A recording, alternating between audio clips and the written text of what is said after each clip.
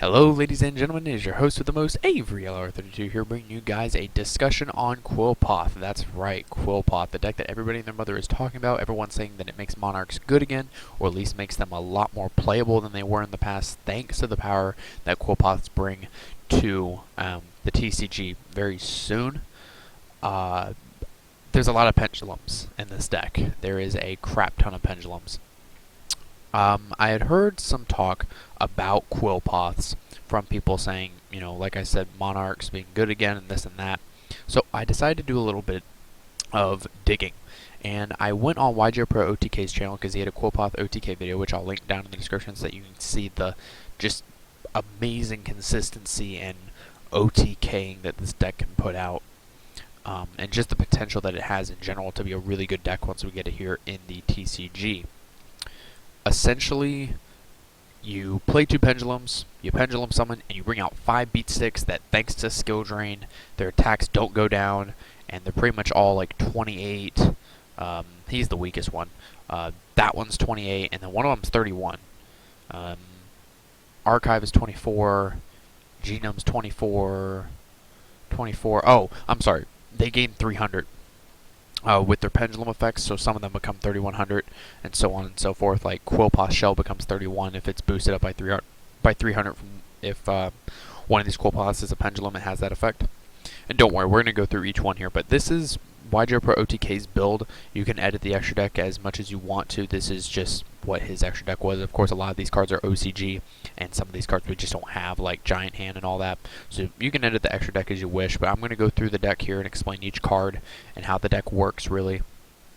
And just kind of give my 2 cents on Quilpoth, because this deck is extremely insane, and this build anyway beats the crap out of Shadal's. So let's dive into this here. So we have Quilpoth Tool. It's a level 5 Earth. Its pendulum scale is 9. This is a vanilla pendulum. So its monster effect isn't anything, but its pendulum effect is that you can not special summon any monsters except Quilpoth monsters. This effect cannot be negated. All of the Quilpoths, whenever they're in the pendulum zone, have that effect. So you guys have to be careful about that whenever you're special summoning monsters and all that they can only be Quilpoths. And then once per turn you can pay 800 life points, add 1 Quilpoth card from your deck to your hand except Quilpoth Tool. So they have their own Rhoda just by paying 800 life points. That's really, really good. And then we have 3 Quilpoth Shell. It is a level 3, 4, 5, 6, 7, 8. It's an Earth, and it has also a pendulum scale of 9, 2800 attack, 1000 defense. Oh, and I forgot to mention Tool stats. He's 1000 attack, 2800 defense. This one is 2800 attack, 1000 defense. Same thing, you cannot special summon any monsters that Quilpoth cannot be negated. Shell's effect whenever it's in the pendulum zone is that monsters your opponent controls lose 300 attack.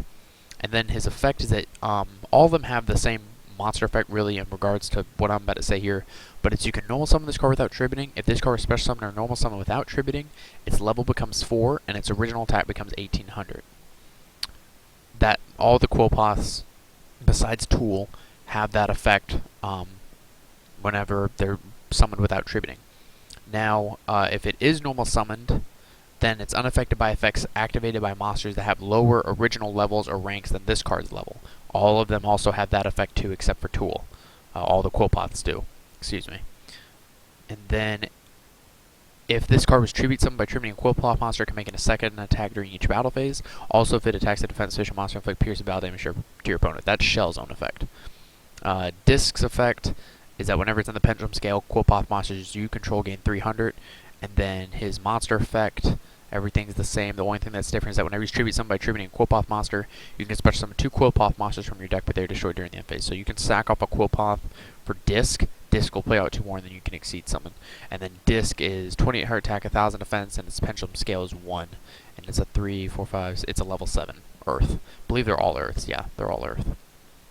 And then we have Genome. Genome's effect is he's 2400 attack, 1000 defense, rank 9. Pendulum scale is 9. And then monsters your opponent control lose 300 attack. And then if you tribute summon him, if you tribute summon for him by tributing a Quilpoth, then, if this card is tributed, you can target one spell or trap on the field and destroy it. So they have their own back row destruction. And then Archive, Quilpoth monsters you control gain 300. I think I already said him. No, I didn't. And if this card is tributed, you can target one monster on the field, return that target to the hand. So they have their own compulse as well. And then for the remainder of the monster line, we run 2 Beast King, 2 Odd Eyes, and 2 Trampolix. Intermate Trampolix. Kind of an interesting card.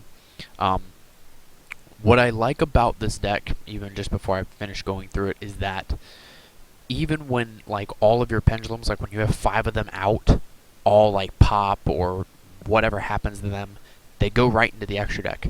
So next turn, you can pendulum summon with your 2 pendulum monsters they have on board and bring them all back. So even if your opponent goes something like Dark Hole to clear your board of 5 Quilpoth pendulum monsters that are all boosted up because they're gaining like 300 extra attack points or whatever, all 5 of them are going to go back to the extra deck because all of them were pendulums. These 3 are pendulum, these 3, these 3, and these 3, and these 3. So all the pendulum, or all the Quilpoths here are all pendulum.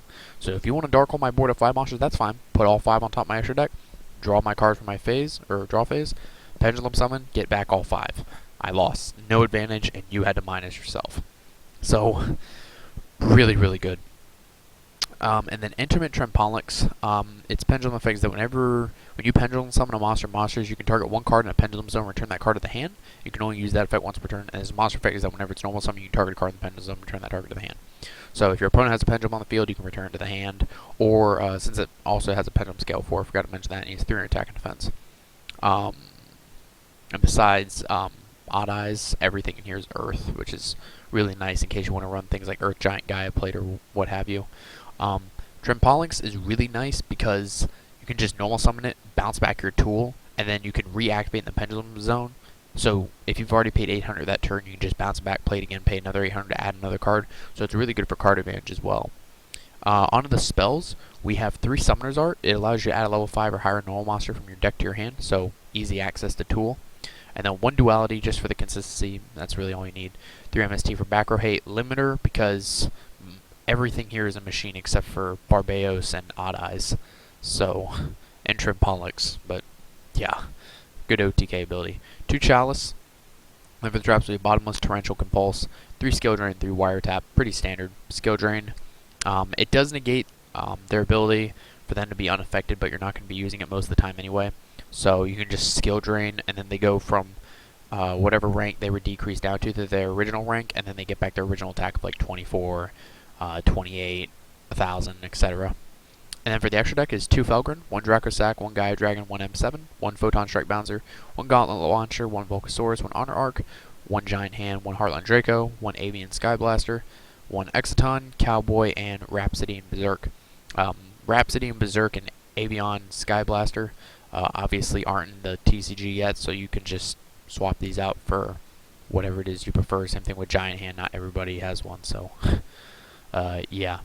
But the discussion as a whole, this build in particular is obviously very OTK based. I highly suggest you go watch YGO Pro OTK's video because you know, he shows the deck in action and he's very good with the deck. The fact that the Quilpoths have the ability for them to be unaffected by monsters with original levels and ranks lower than them is really good. Fire Hand doesn't work on any of them really. Raikou doesn't work on any of them. Like it's insane on how many cards they shut down just by tribute summoning, really.